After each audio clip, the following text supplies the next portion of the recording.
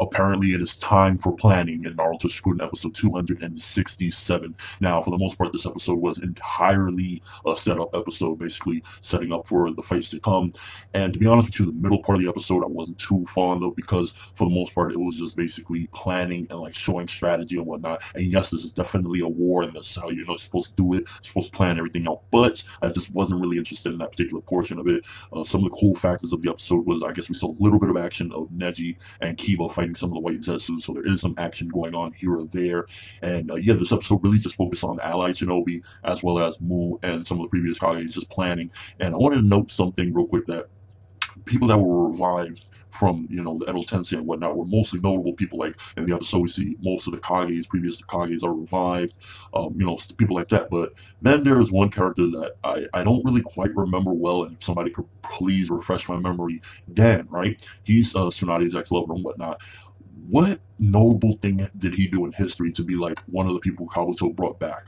Was there anything notable about him? Was he something of a hero? Did he do something incredible? Did he have powers that were just seeked out by everyone?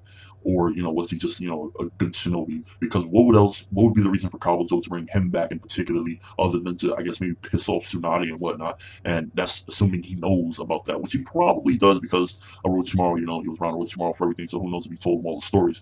But that kind of threw me off, like, when I look back on it, why is Dan here if he wasn't really, he wasn't a Kage, he wasn't, anything too extravagant. So I would love to know about that. And yeah, this episode overall, again, not too much to talk about. I was interested in seeing some of the Shinobis that returned because we did get to see quite a few. And I'm really hyped up out of everything that this episode. I definitely got hyped for the most part for seeing the Gold and Silver brothers, Ginkaku and Kinkaku. They look badass, and I can't wait to see them in action because I know it's going to be some craziness with those two.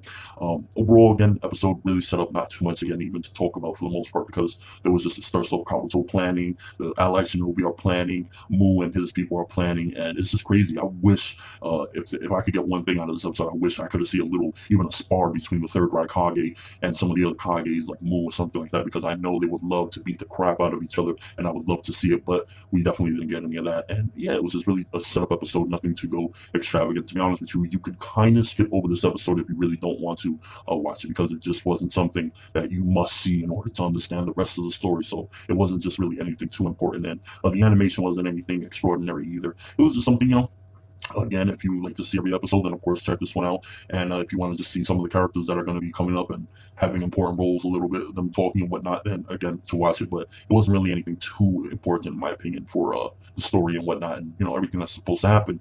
But I am excited again. Ginkaku, I want to see what they can do, and just see everything in motion, because it's looking like it's going to be some pretty awesome battles and stuff to come. But this episode didn't have it. Let me know what you thought of the episode. Are you excited for Ginkaku and Kinkaku? And just your overall thoughts of the episode. For that world, thanks for watching. Hope you enjoyed. Thumbs up if you can't wait to see some of these Kages in action, and some of these crazy Shinobis like Kinkaku, the Gold and Silver brothers, because it's going to be awesome. For that world, and as always, people, have an awesome day.